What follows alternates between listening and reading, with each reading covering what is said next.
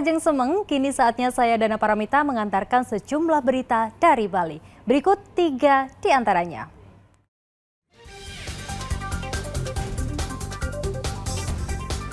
Kebakaran gudang LPG di Jalan Kargo Denpasar disebabkan oleh percikan api dinamo starter mobil.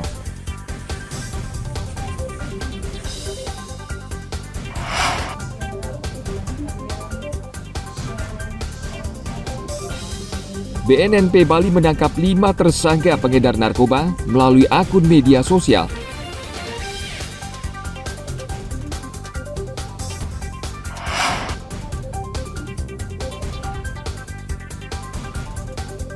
Anak-anak di Badung memanfaatkan libur sekolah dengan bermain layang-layang.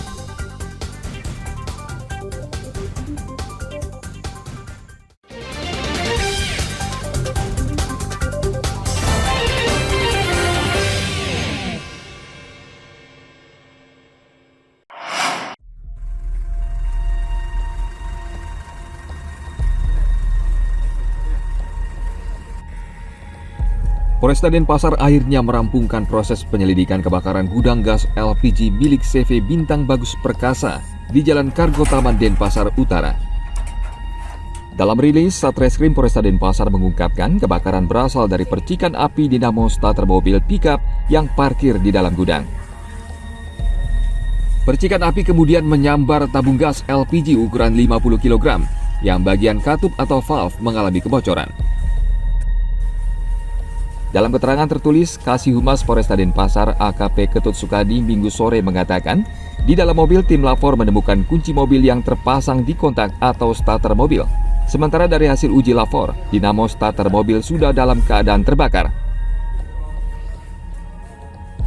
Polresta Denpasar juga tidak menemukan bukti yang mengarah pada indikasi pengoplosan gas LPG sebagaimana yang dicurigai dilakukan pemilik usaha, tersangka Sukojin. Kendati demikian, penyidik tetap akan menggunakan 3 pasal berlapis dari KUHP dan Undang-Undang Nomor 22 Tahun 2001 tentang minyak dan gas bumi. Kebakaran gudang LPG di Jalan Kargo Taman Denpasar Utara terjadi pada hari Minggu 9 Juni 2024. 18 karyawan meninggal dunia akibat luka bakar di sekujur tubuh mereka. Tim Liputan melaporkan dari Kota Denpasar.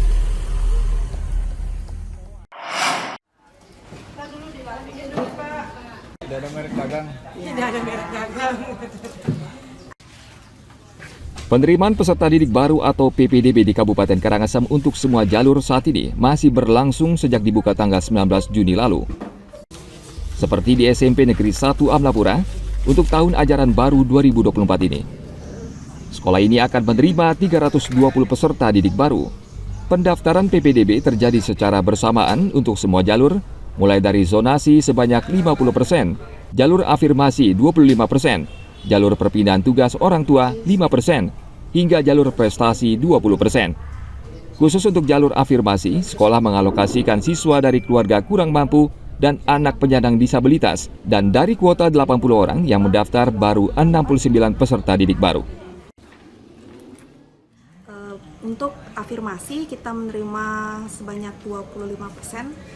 Kemudian untuk prestasi itu 20%, sedangkan untuk perpindahan orang tua 5%. Sisanya 50% adalah dari zonasi.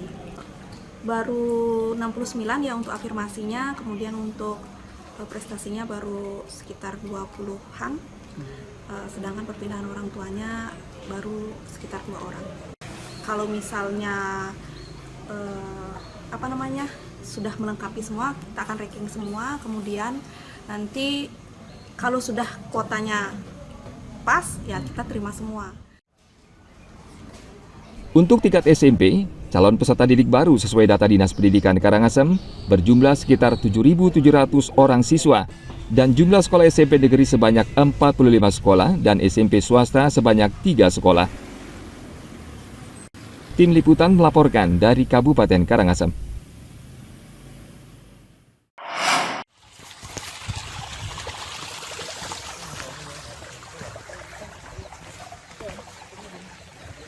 KPU Kabupaten Karangasem mulai memverifikasi secara faktual syarat dukungan bakal calon kepala daerah dari jalur perseorangan. Untuk ini KPU Karangasem mengerahkan seluruh petugas PPK dan PPS. Berdasarkan hasil verifikasi administrasi, ada sekitar 34.800 KTP yang lolos.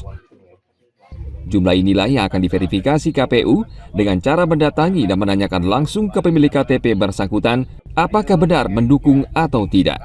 Sebaliknya, jika petugas tidak berhasil menemui langsung si pemilik KTP, verifikasi tetap berlanjut dengan panggilan telepon. Metode Caca ini untuk memastikan legitimasi calon perseorangan karena dalam beberapa kasus banyak pemilik KTP yang tertera dalam syarat dukungan, namun kenyataannya mereka tidak pernah mendukung calon tersebut. Proses verifikasi faktual kita yang pertama, banyak hambatan dan kendala yang kita lakukan terkait dengan SDM yang kita miliki.